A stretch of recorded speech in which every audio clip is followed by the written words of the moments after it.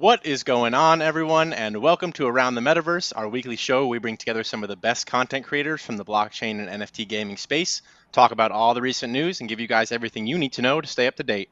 My name's Adam. I'll be your host today. But more importantly, back after a short hiatus, and we have a great group of guests for y'all today. First and foremost, the best mustache in the West. We got CryptoStache himself. How you doing, man? How was vacation? Know it. Back from vacation. It was a long one. I feel like we haven't done Around the Metaverse in like a month, man. It's been like weeks. 3 weeks. I had a good time though, so I think it's worth it. YOLO. Yeah, fresh, ready, reset, and back and ready to build is where we're at. Yeah. But we got some returning faces for the show tonight and a new one. First up, we got Sam from NFT Gamer TV. How you doing tonight, man? Happy to have you back. Doing well. Glad to be back. He's so Awesome, hyped. man. Look Thanks at him. for coming. He's taking himself to be on this show. Well, I overslept last night. I'm a little.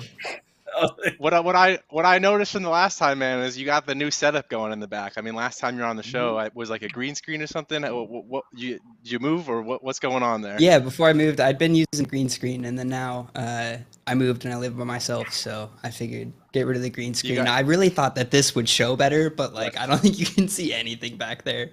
You're showing off your killer PC, man. That's good enough. But yeah, we got Diege coming back for his second appearance here on Around the Metaverse, co-founder of Zombie Outbreak Survival on the Wax blockchain, and creator of another project called Kickback on Wax as well. How you doing tonight, man? Yeah, good, thank you. You know, crypto sleeping, but while we're sleeping, we're building. So busy. Yeah, I've not had the vacation, and I probably look like I haven't either.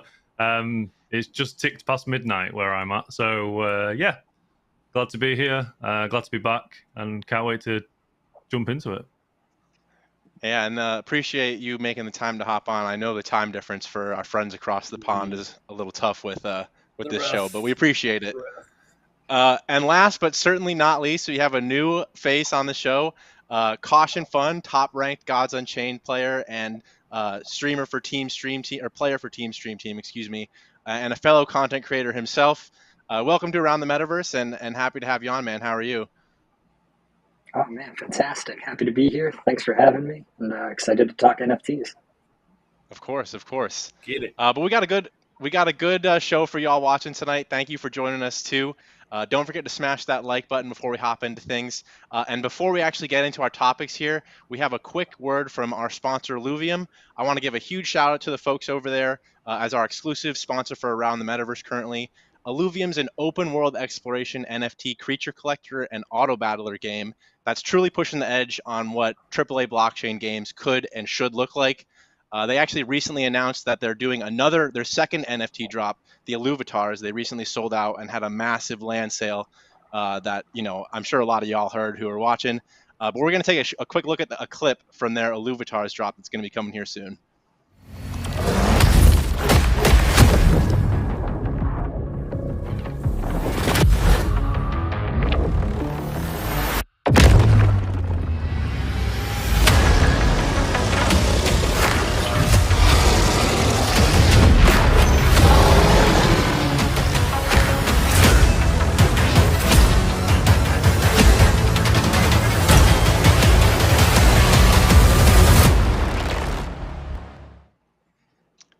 Now, I don't know about you guys, but I think at least of all of the games that we talk about and cover on our different channels, Illuvium's one of the top tier ones. I want to give a huge shout out again to them for sponsoring this episode of Around the Metaverse. For you watching, go and check out their Discord. Make sure you check out any announcements and stay up to date on that Y00ts drop coming up. We're actually going to be talking about PFPs here soon and the utility behind them, part of actually the very first topic we're about to be jumping into here. So on that note, let's dive into it. I'm sure most of y'all have seen, if you've been on Twitter and are still involved in crypto or NFTs in some way, that the newest, hottest PFP project just minted out and sold out with tons of hype around it. And even in this bear market, they're listing and selling for like I think $18,000 or something like that right after it minted. And the project I'm talking about here is the Y00ts PFP community, coming from the founder and people behind the Diege collection on Solana, arguably one of the top ranked PFP and NFT collections on Solana currently. I want to get your guys' thoughts on this because last week, or a few weeks ago, actually, we talked about PFPs not really being that much, not being the meta anymore, right? That wave is coming past. I think a lot of people think, but I want to get your guys' opinions, especially since this seems to be going against the grain here in the bear market. Stache, let me start with you. Have you heard about y00ts? I'm sure you have. And what's your opinion on the project? Do you think that these PFPs are worth the hype?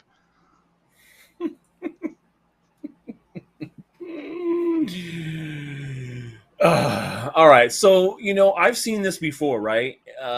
People who have not maybe been through a bear bull cycle, maybe they'll think, oh man, this, because it is breaking out here in this bear market, it must be a good project. That is the thought. And honestly, that's the first reaction. I think a lot of people are like, oh yeah, that makes sense for sure. If it's breaking out like this and going counter trading against everything else, it must be good. Nope. The fact of the matter is, man, is that like when I look at something like this, as much as I actually really like DeGods and what they've done on Solana and like the ecosystem they've created, I honestly I just don't see this going the distance. It may be a community that does something and they get together and the NFTs in particular have a little bit of utility.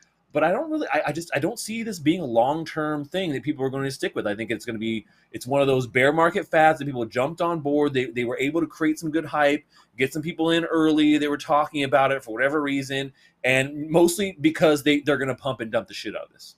That's exactly what's going to happen here. It's going to be a pump and dump. We've already seen people dumping these NFTs, people who got them early on, influencers, other people around the space that, are like, hey, just talk about our shit. We'll give it to you and we're going to hype it up. And then, here it is. And like, okay, great. So we've already seen people like Kagi flipping it. I saw Bryson talk about flipping his. And then he was like, well, maybe I shouldn't because everyone's flipping theirs. And I'm like, yeah, that's the whole point. Pump and dump, man. Everyone is dumping right now. And the fools who have been hyped up but couldn't get in are like buying into this. And I just personally, I'm not touching it. I'm not having anything to do with it. There'll be another one. Like, am I going to make like, oh no, I missed out. This thing that will never come again. No one will ever make something like this ever on Solana or another blockchain ever again. So I got to get in now. Nope. Well, hey, it would have been a nice flip.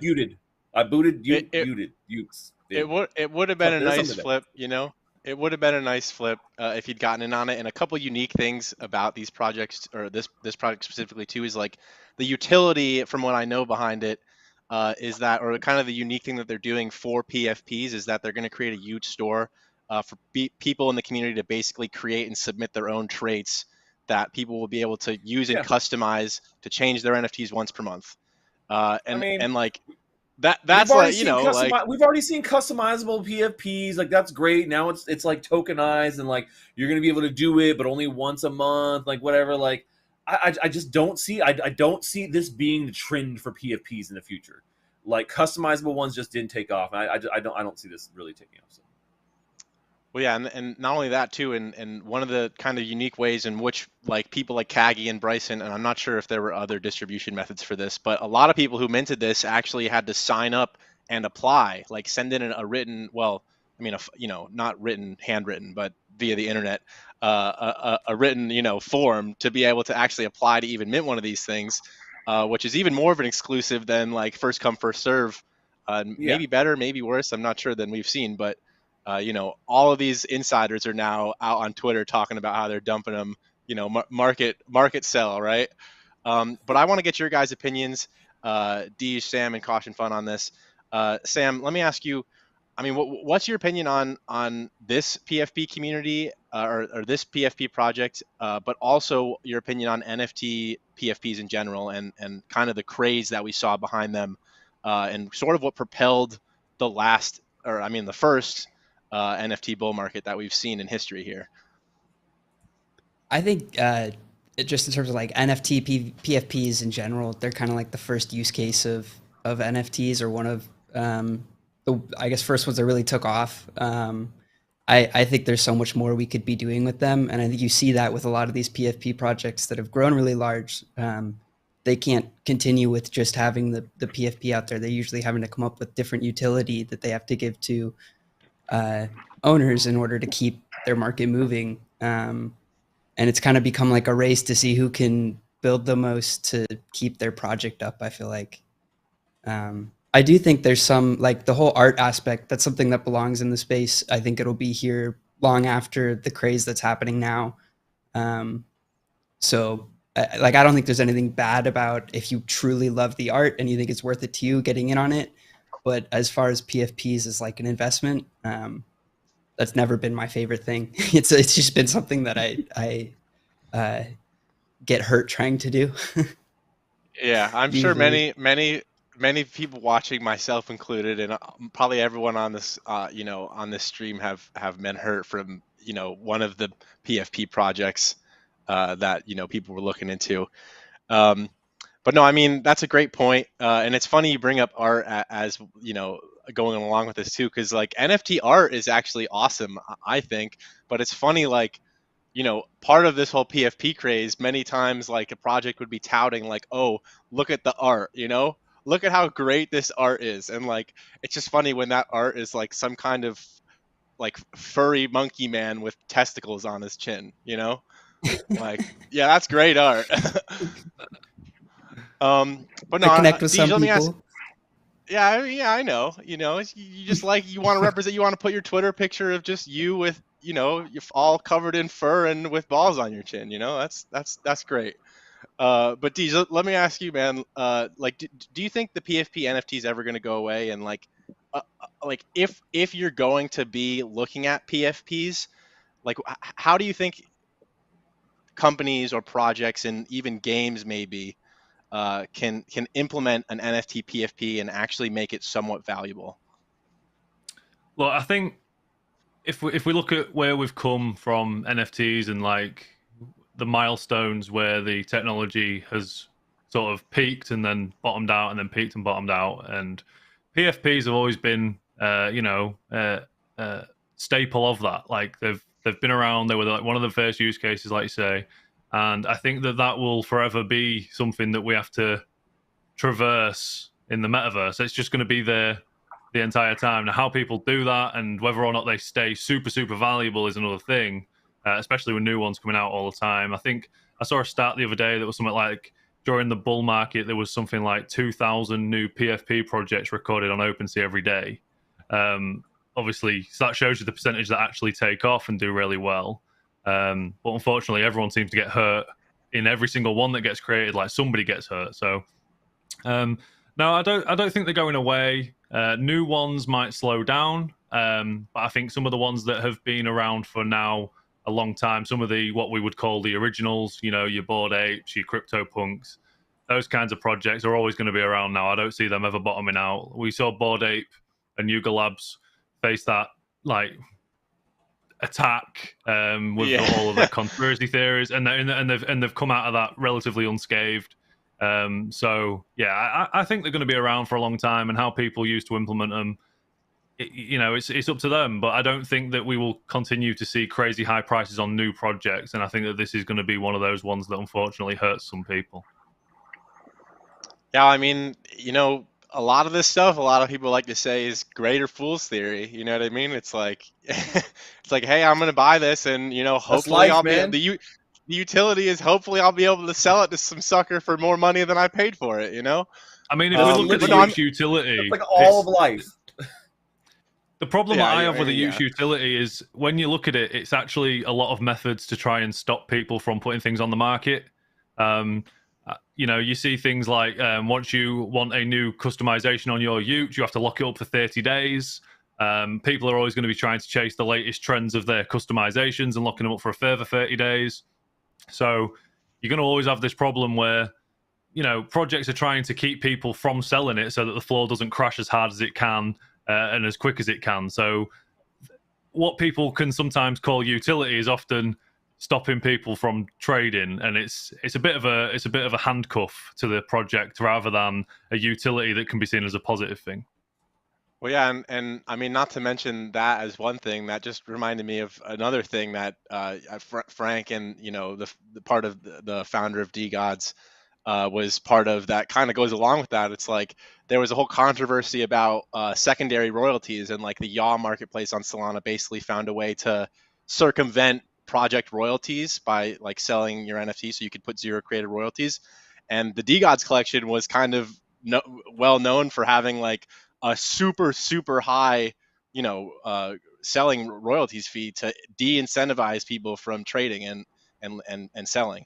But part of the whole controversy with not having royalty fees is they had such a high one is why. But Caution, man, let me get your opinion on this.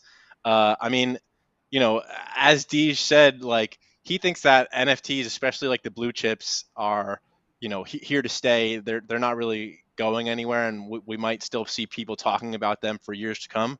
I mean, do you agree with that? Do you think we'll see NFT profile pictures continue to be a focal point of like NFT, the NFT market, I guess I should say? Yeah, I mean, I think they'll continue to exist for sure. I don't think they'll be as large a slice of the overall pie as they are now, though. I think profile picture NFTs are probably going to be dwarfed by art or gaming in-game items, or even just generic collectibles, because the value of the profile picture NFT, it comes from the value provided by the dev team and the community, right? And I just wonder if that kind of sustained effort, that like 10-year effort of just constantly building and providing value for the holders, I don't know, that seems like a tough ask. So I mean, I'd be weary. Some of the original, more established ones like CryptoPunks, Bored Apes, they obviously have a better chance than most. But yeah, I don't know. I think it might just be a cycle of new projects coming in, capturing whatever the latest trend is, and taking market share away from the old ones. I think you brought up some good points, man, and it's funny, like you think about having, as someone who is about to maybe potentially invest in a profile picture, you bring up a good point in that like you should think about like how long is this team going to be committed to developing this project and like basically like holding the floor price on their backs, and walking up a mountain. And it's like, a lot of these founders already have millions of dollars in their banks and in their wallets too from the mint. It's like, how incentivized are you to keep pushing when you could just split and run with all the money? Or not split and run, but like, you've Yeah, delivered no. the slow rug, Yeah. The slow rug is the best. Like there was a time where projects really did like cut and run. They're like, all right, guys, here's the plan. We're gonna get this mint. We're gonna get all the money, and then as soon as we have it all in our wallet, we're out. We're gonna ghost everybody immediately. And then there's like blowback, because then they people are like super mad, and then they go investigate, and they're like, Zach, please, Zach, investigate and find these guys. And so all the police, and then you get to a point where like, okay, then they realize, okay, this is not the best approach, guys, because then people get angry right away. So what we gotta do is we gotta slowly back out and just like kind of keep dropping a couple nuggets here and there, so people think we're still kind of doing something, and then they don't get as mad. And really, what happens is they forget, and that's the best thing, right? Because people quickly forget. Humans forget very quickly, and in crypto, things move so fast. There's so much going on that, like, yeah, you can easily forget about a PFP project or community that you were part of, that you invested in. You go to check back on them in a couple of months, and like, oh shit, wow, nobody's even here anymore. What happened? Like, I don't know. I wasn't following it, And then boom, they slow rugged you, and you didn't even know. It happens all the time. It's like the best way now. Everyone's doing it. All those shitty projects are doing it these days. Not to say personally, or like from like as an official standpoint, that Y00ts is going to do that or anything. I hope that they stick around, and I hope Frank and DeGods deliver on everything that they're doing, and they have been so far for the most part. Controversies aside, it's been a week or two. I don't know. No, I mean with DeGods, DeGods has been around for quite some time, and like I would hope that of all of the Solana projects, like DeGods was, is akin to what Bored Apes is for Ethereum. So I would hope, like, if as a fan of the Solana NFT ecosystem, the games being built on Solana, and just a user of Solana in general, I hope that they are successful. Yeah, they did just raise quite a bit. Yeah, go ahead, Sam. So you can go. I was just going to bring up the fundraising that they had. They had a $7 million round, like kind of during or before the mint. I mean, it I guess was announced yesterday. But yeah, so in that case, at least they have a lot of runway for quite a bit of time. So less fear of the slow rug from that. Yeah, no, that's a good point. Yeah. I mean, and in general too, I would say if there's funding up front like that, it's a better sign that there's going to be some long term there, because basically what happens is that there's people that are saying, hey, we gave you that. Remember that 7 million we gave you? We expect a return on that shit. It's not easy to get away from a VC, like taking money from the community, and then slow rugging, get away like that. A lot of people have gotten away with that. A lot of people. But getting away of like slow rugging or shitting on a VC, that's a lot harder to do for sure. So I mean that is a good sign. I would just say, personally, I don't know, man. It just seems like it's going to be one of those projects that has good intentions, and I just don't know that it is groundbreaking enough to be something that people are like, oh my god, yeah, this is the next evolution of PFPs. Like, I just don't see that. Like, they're working on the kind of like the intellectual property side of things, and like there are some loopholes and things there. But in general, it's still an incredibly hard thing to manage on the internet. And I don't know that their solution is going to be the one that's like, man, that won out of over everything, every solution. So we'll see. Well, yeah. So jumping into our next topic here too, I think a good, like, at least my standpoint on PFPs is like, I don't think they're going to go away either, but I think the only ones that are like the use case for them that makes sense is like most digital things are going to be tied to some kind of NFT. We might think in the future, and like the use case for a PFP is still going to be around for communities and communities and people inside of things like video games, where you want to use your video game character as your profile picture, and your video game character is an NFT, so thereby your PFP is an NFT. So let's get into our next topic here, talking about gaming here, and will NFTs make gaming worse? That example I just made, might make NFTs or NFTs or video games a little bit better with the use of NFTs, but I think there are also a lot of ways that NFT technology could potentially be used predatorially, especially when we look at how games, the direction of games being released today has gone with monetization, the free-to-play model, things like microtransactions. And everyone here is a gamer. Everyone here is a blockchain gamer and a Web 2 gamer.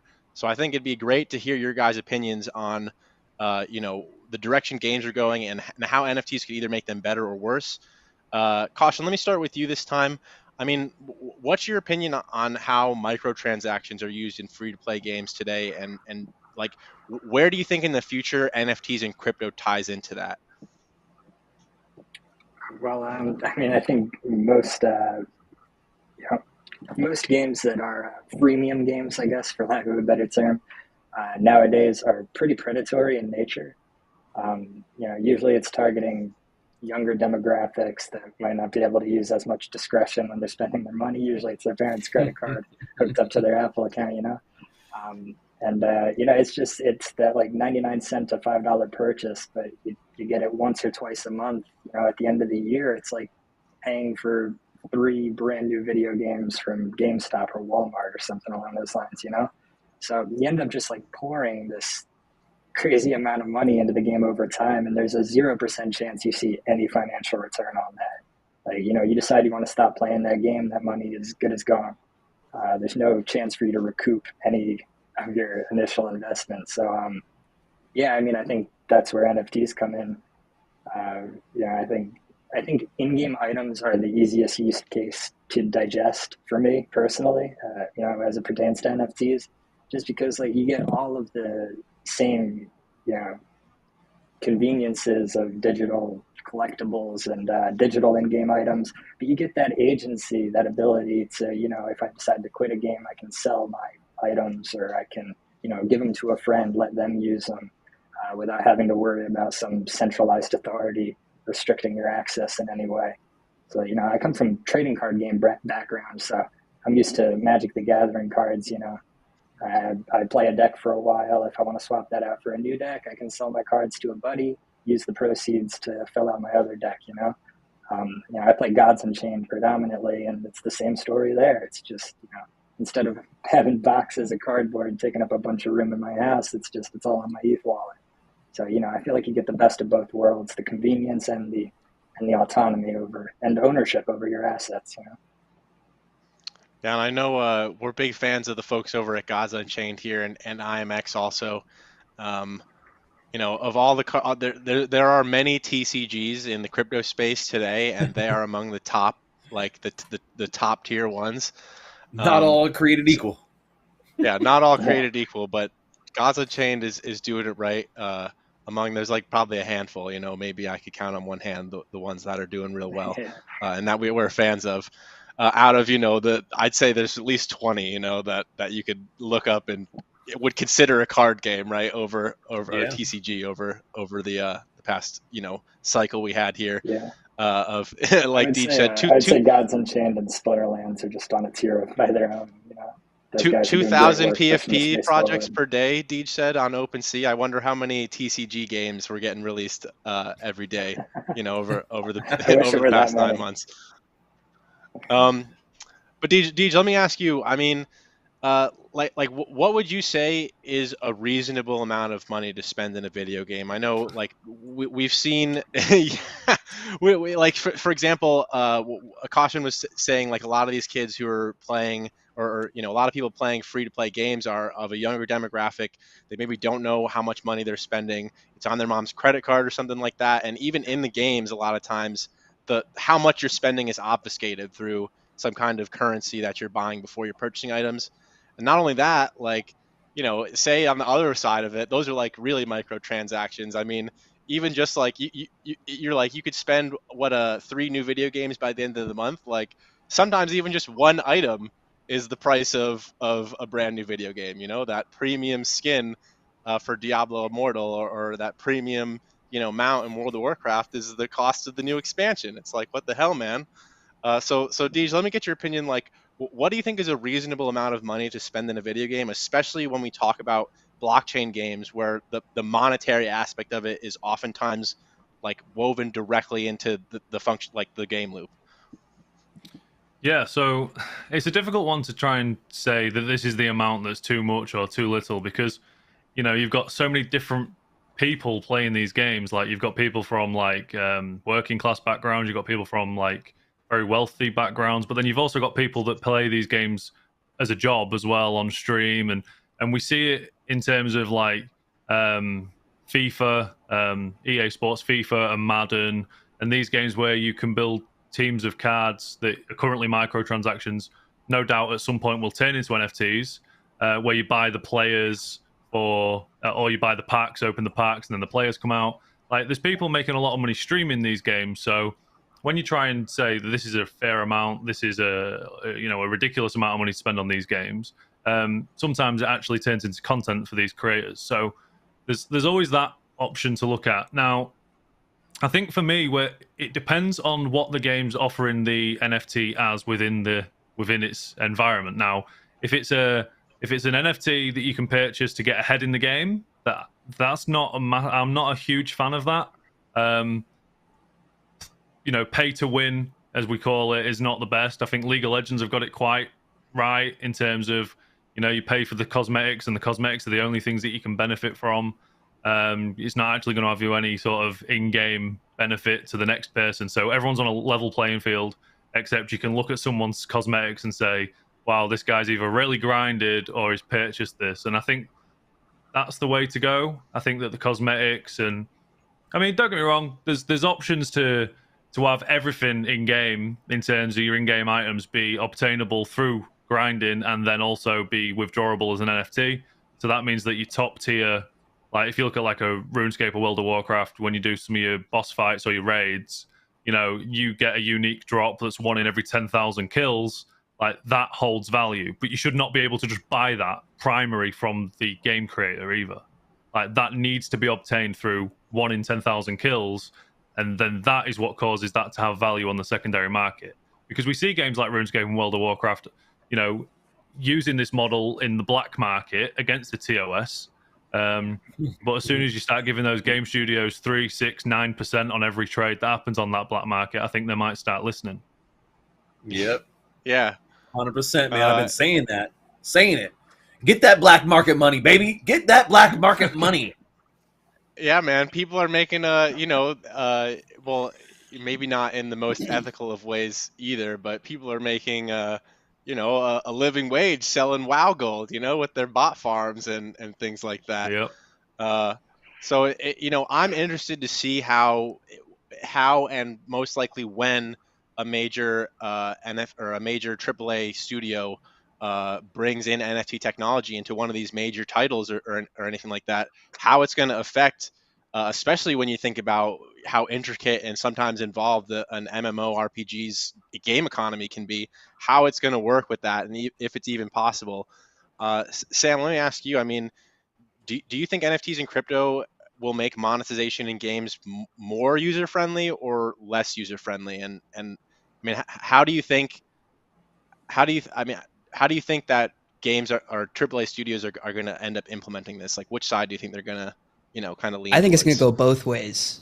I think there's going to be people who see like there's going to be AAA studios that see NFTs. They see that you can actually give stuff to the community and give them the ownership in the game and just take that fee off the secondary market, and they'll be happy with that. And then I think there's also going to be AAA studios that come in and they're like, oh wow, now we can really extract value out of people because they think they have ownership of this, and like they just go to town on it. I think we'll see a mix of both. My biggest fear since like starting in crypto has been that a AAA game is going to come in and basically do the same thing that all these games we're talking about have done, like Diablo Immortal, Star Wars Battlefront. Just they've spent like over a decade learning how to extract money out of their players, and I don't see why they would stop using that knowledge that they've gained because it makes them a lot of money. Yeah, no, I mean, we're gonna have even more horse armor if y'all know the OG like the the Oblivion horse armor. That's where it all started, baby. Um, but no, I mean, I really wonder what's gonna happen. We're kind of getting to a point where we're seeing now, even in this bear market, like quality, what I'd say are like indie games, like or startups that are, starting to put out their first initial gameplay and start to roll out their projects that look great and have really good user-friendly ways they're incorporating NFTs and crypto into their games. But once we see like when is Blizzard and Bobby Kotick, what are they going to do with NFTs? You know what I mean? But Stache, let me ask you. I mean, what, in your opinion, do you think is the most effective use of NFTs and crypto, fungible tokens too, in a video game? Yeah, well, I mean, like I said, kind of touching on what Sam was saying, I think that there'll be a lot of different use cases for NFTs and cryptocurrency within the existing different paradigms we see, right? So, mobile games tend to work in a certain way because they're targeted at a certain demographic of people, right? And I think we see that. We see a lot of games that are targeted at specific demographics. CautionFun was talking about that too, where a lot of these higher end games that kids are playing, they're specifically targeted at younger kids. Things like Fortnite, where there's a lot of for lack of a better term, gambling almost with like mystery boxes and shit like that. That happens a lot, and then just the V Bucks and having currency and being connected to mom's account and all that jazz. I think we'll see companies kind of go in multiple directions. I think eventually it will kind of narrow down, right, to where NFTs hopefully are only going to be used for skin based items, right? Items that are not going to give you an advantage in game. Nobody, whether it's an NFT or not, likes going into a game and being like, oh yeah, I could just buy all this shit on the store and then I'm level 100 and I can skip past. Like nobody likes that. Like literally, I just wreck everyone else. Nobody. Yeah, exactly. And just wreck everybody else. Like nobody likes that. Like either you make the game and it's all about that, and that's specifically how that game works. Is like you just pay to get to the high level and then boom, boom, done. Sure, whatever. But most people, I mean, like I don't know. You guys out there in chat, let me know if you guys love games where you can just go pay to have like the highest level character or the baddest gear, and then you just jump in. It's like you did it with somebody else. Now, on the other side, I would say that there are going to be games that like I said, allow that. But where they would go wrong would be allowing that to happen defaultly out of the store. Like the game themselves are selling a level 100 character. Now, I can definitely see on the free market being able to allow people to sell NFT characters or NFT accounts, right? And an entire account can be encapsulated as an NFT that holds all of your NFT items and NFT characters. You can break it all down into individuals or sell the whole thing and just sell the entire account and say, oh, I have a level 100 character here.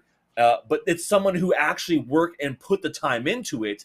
And then you're buying it from another player and not necessarily buying it directly from the game. That I'm okay with. It's still considered pay to win. But that shit is going to happen no matter what you do. And that's the thing. It's like when you look at the black market out there and you say, okay, well, what are we not going to allow? Well, the black market is going to find a way around whatever it is you say you're not going to allow. And if you say, oh, well, you can trade in-game items that you find and things like that on a marketplace, but no trading of accounts and no trade, they'll find some way to do that shit, man, anyways. So incorporate into the game loop, monetize it, make it something that's accessible, but don't make it something that you're offering as the developer. Offer it as a third-party marketplace thing that other players can go do, and then they can do it safely, right? That's a big thing, being able to do it safely in your environment that you've created so there's some control over it. And that's the biggest thing I think missing from a lot of the development loop right now. And so, like I said, not a big fan of the pay to win type of demographic, but I think having that option there. Now that's for like the I would say for like the hardcore gaming, like the PC gaming side. When you go over to mobile, it's just a shitstorm, man. Like, yeah, it's pay to win all the time. Like, $5 for some more keys to unlock whatever in whatever thing you're doing, and boom, boom, boom. People don't care because it's a different thing, right? They're doing it because they want to just continue their gaming experience, and they don't necessarily care about any of those things. And most of the time, it's not a multiplayer game either. Sometimes maybe, but most of the time, you're just playing like a Candy Crush or a Farmville, and it's like blah blah blah, whatever. Sure, I'll pay to buy an NFT of 5 NFT keys to unlock my NFT farm that will allow me to make more chickens or so. That's the kind of thing. So I think that we'll see that divide still in mobile and PC gaming, and so consoles and PC will be on one side and then mobile will be on another.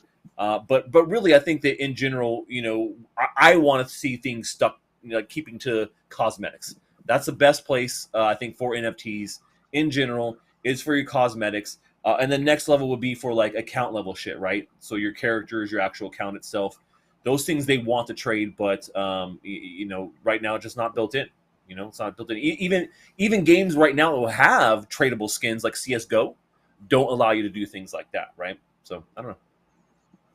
Yeah, I mean, I hope we still even see like in the future, continually getting like good developed console and PC games, because like when you talk about how much bigger the market for mobile games is, it's like as a developer and a company, they're going to allocate more resources to developing mobile games because they make more money than they would developing good PC and console games.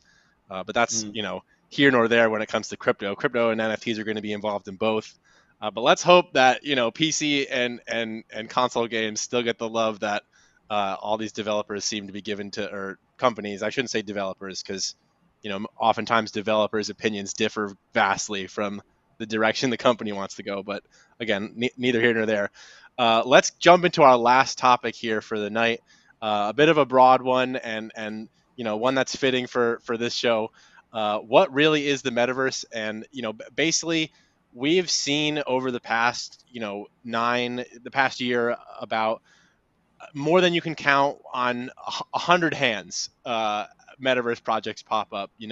We've got Bored Apes Other Side. We've got Seek, we've got Wilder World, we've got Portals on Solana, we've got Enviro on Solana. There's so many. you can literally that receipt you get from CVS that's like 8 miles long. That's about how many metaverse projects that they came out with this past year. But I want to know. You don't want to take a survey? Come on, man! You want to take the survey every time. Survey. I mean, I like deals on my. I like getting those nice sweet CVS deals. But no, I mean, I want to hear from you guys what you think about the metaverse in general, and like what all of these projects, if they're even delivering on being a metaverse. So, Diege, let me start with you. I mean, what would you say your definition of the metaverse is, and like what different elements that we see today in crypto and in culture and things like that go alongside that? Yeah, I mean, I think that a lot of these projects that are labeled as a metaverse are watered down.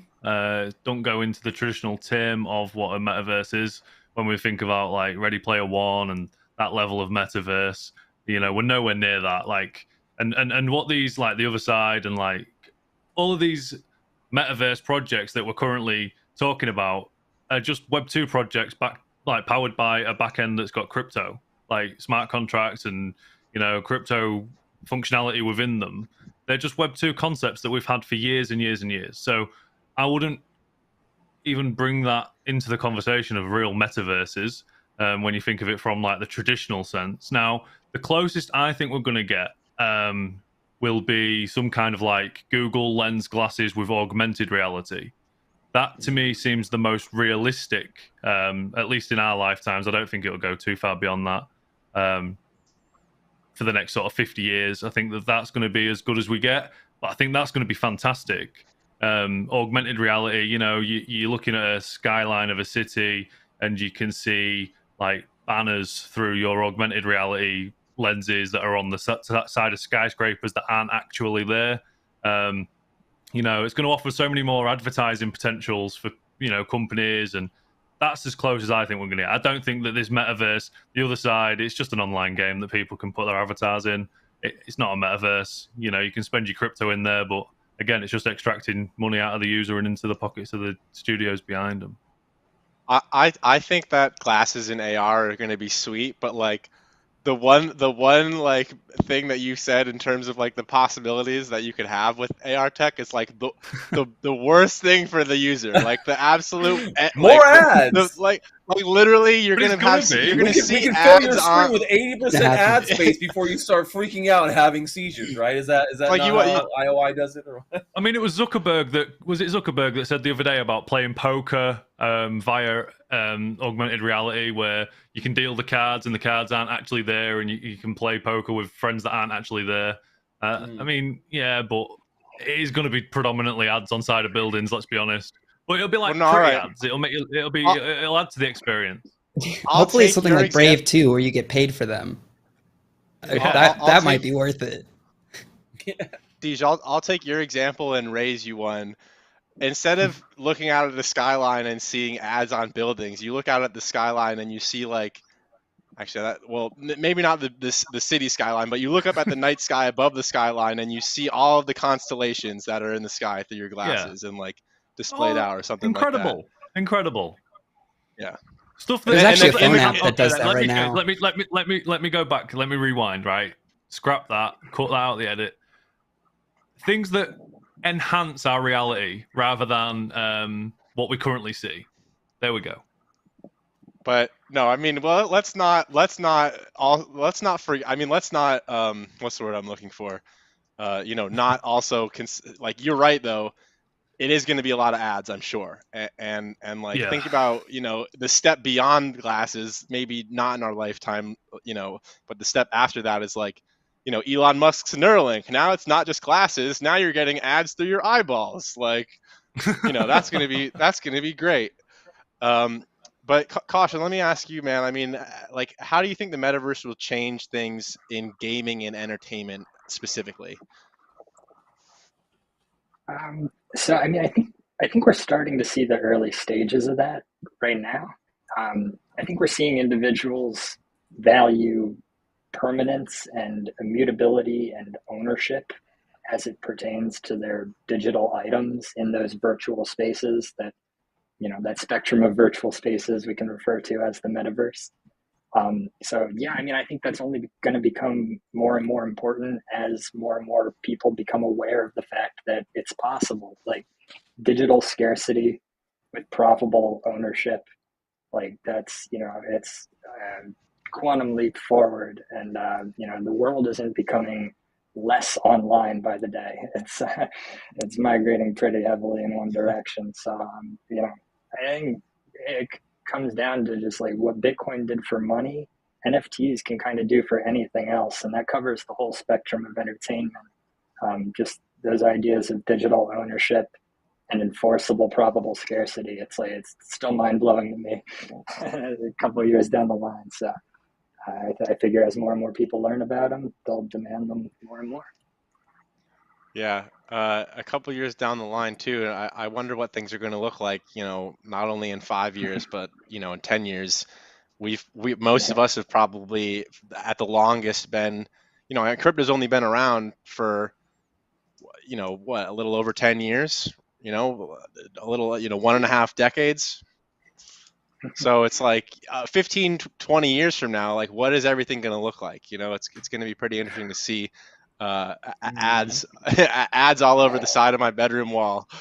No, but Sam, let me see what you have to say, man. I mean, like speaking of how many years out are we? Like, when do you think this stuff really starts to kind of hit that exponential curve, right? Like, when do you think? I mean, I feel like we're starting to see, like Caution said, the trend is not like the trend is increasing. It's not decreasing, and the trend is our friend, right? So, like, when do you see the metaverse really starting to take shape, and what does that look like over the next 2 decades? I think it's stuff like the OMA3, which is something that Upland recently joined. It's Open Metaverse Alliance for Web3, and they're one of the bigger goals that they tout is sort of getting it to be interoperable between the different open worlds. And I call them open worlds rather than metaverses because I feel like a metaverse is all of the open worlds, all of the games being combined into one. Having like any one game call itself a metaverse, I think just instantly is against what that word should mean. That's just like an open world game. That's the same as like Club Penguin was a metaverse. If some of these games are counting as metaverses. But I would bet if I put that on Twitter, like I'd immediately get comments saying that doesn't count. And I also don't think that adding in NFTs or blockchain is what really makes it a metaverse. I feel like there could totally be a Web 2 version that doesn't require that to have. I guess the ownership is something that NFTs enable that would be pretty crucial to the metaverse. But I guess in terms of like an actual timeline, I feel like a decade maybe is a number I would throw out there, but only because I can't think of what the actual number will be, because it's really just going to depend on whether people are willing to work together to actually combine everything and have assets be able to transfer between games. Well, yeah, and you think about it too. It's like even I mean, you bring up a good point that this is possible. That the concept of the metaverse doesn't necessarily rely on crypto to become realized, but the best version of what a metaverse could be will have a decentralized or somewhat decentralized, or at least a censorship resistant crypto or blockchain involved in it some way. Because I mean, even with crypto, in crypto games, you talk about ownership of your assets. If those assets are on a relatively centralized blockchain, or say like a proprietary blockchain from the development company working on the game, and they're running all the nodes, like not much different. That's not any different than like a normal game. So Good point. It's interesting the possibilities, or how this is going to kind of play out, and because the internet today is more like is basically totally gate kept through people like Google and internet service providers and things like that, where it used to be a lot more of the Wild West, and that's maybe what we might see here with crypto too as we progress forward. But Stache, let me get your opinion, man. I mean, what do you think about that? And I mean, what do you think is the biggest benefit that the metaverse is going to provide for people, as we kind of see it play out? Yeah, I mean, just to kind of like speak to a little bit of the timing and kind of what everyone else has kind of said here, I think that we're at a point where we throw around the term metaverse a lot. And I think really it is like a combination of everything all together in an interoperable type of world. So you can't call one game a metaverse really technically, but a platform that allows you to create games that are interconnected, something like a sandbox or Decentraland, is the closest I think that we have right now to something like that in Web3. Now, Web 2, you'd say, like, well, look at Fortnite, man. I mean, whereas they're not connecting other games, but they are connecting tons of other brands and IPs in a seamless way where lots and lots of people are coming to congregate and talk and hang out and do more than just pew-pew, right? So, I mean, we'll see these merging and melding, and I think over the next 10 to 20 years, I kind of disagree with Diege. I think in the next 10 to 20 years, we'll see massive leaps forward in VR tech. in particular the hardware side of things. We're seeing a lot of software, and that'll always keep going, but the hardware is where we're lacking. And I think we will see a massive jump in hardware when it comes to VR tech. And I think it's going to be something that nobody right now, we don't even know, like honestly, are not even thinking about. I think, and that's kind of, and that's where, like I don't know, like there's always these crazy things that people talk about, like, oh, this is how it'll be, and like, I remember that that Sony, like, it was a PS20 commercial. Do you guys remember that? I think it was for PS2 or PS3, and they're like PS, 20, and then like the way they showed it was cool, and they're like, but now PS2 or whatever. You guys remember? It was the old one, but they had these like crazy, like you open this cube and like the things go into your eyes or something, and it's like little like nano. It's like the Avatar, like melding thing on in the back of your head. Fathom right now is coming. Tell somebody in 1999 everything that's happening in tech right now, just about 20 years later, and they would shit their pants and be like, no way. No, none of that's going to be possible. I didn't even see, and they did like we didn't see most of that coming because a lot of it, most of it, they just didn't. Now some things we predicted like early on, but in general, I think that's what we're going to see here in the next 10 to 20 years with VR. AR will definitely come first, and I think that application is a lot easier to slide into everyday life and average life.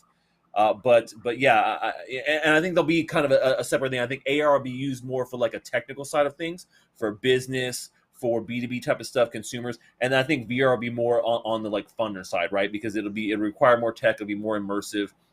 The AR side of things, there's a lot of great business applications in AR, man, to be able to do things, using that kind of overlay on our, existing world, which is pretty cool. But I mean, so I think that we're still far off in that. But the linchpin here for the metaverse in general is interoperability. So like what Sam was saying with the Open Metaverse Alliance, I think that's a huge thing because you look at the internet and you look at any technology, when we come up with a standard way of doing something, the industry always leaps forward. When you have a standard for something, boom, it leaps forward. Like people try and fight about it, There was a time before there were like, I don't know if you guys know this, USB wasn't always around, as a thing. But like once people adopt things like that, and then you look at like, things like, well, there was a time where there was two different types of there was Betamax and VHS, and they were battling what's going to be the future. Well, VHS won out, and then, and we keep going through these iterations, right? But once we get a standard that everyone agrees on and says, okay, yeah, we're all going to use this standard, everything it's so much faster. Same thing happened with game development, right? There was a time before Unity and before game engines. There was no game engine. People just had to create everything from scratch. But now we have this standard where people are like, oh, you're developing on a standard, an industry standard. It makes it easy to be able to do things over and over again and do them fast and iterate quickly. And we're getting there with some of these forward-thinking technologies that will lay the base layer for the metaverse. It's not just going to be about crypto. Crypto is one part of it, right? Blockchain technology is just one part of that. The interoperability, crypto may play a part in that central linchpin, but it may not as well. It may just be a side rail to some of the things we find out. So I think that's where we're going to be in the next 10 years, 20 years. I think we'll see the metaverse coming to the forefront because we've decided on these interoperable standards, and people are like, yeah, let's do this. Let's create it. Let's make it happen. And they may not even know it. It may just be something that is incorporated in Unreal Engine, and every game just all of a sudden finds that they are interoperable with every other game. They're like, oh, cool. Let's go. Unreal Engine building the metaverse, baby. We have a good video on that for y'all to check out. If you don't believe it, Epic is definitely at the forefront. If you talk about metaverse, man, I'll put them over Meta, Facebook any day, in my opinion, honestly. Yeah, who today is putting their money on Mark Zuckerberg, man? Not me. I don't know, somebody. There's money, man. They got money. People got money there. But that's all we have for tonight, folks. We're running out of time here. Everyone, Diege, Sam, Caution, thank you guys for coming on the show tonight. Everyone watching out there, thank you for joining us and sticking around. Don't forget to smash that like button and hit subscribe if you haven't before you take off. And also don't forget to go ahead and check out all these guys' channels in the description below. Go do the same for them and spread the love around here. That's what we got to do for our friends in the metaverse here, especially during a bear market, especially for those who are still here, sticking around, building and bringing you guys content on all your favorite things all the time. But that's all we have for tonight, folks. Catch us next Monday, back to the normal Monday routine, 7 p.m. Eastern, 4 p.m. Pacific. But that's all for tonight, folks. We're out.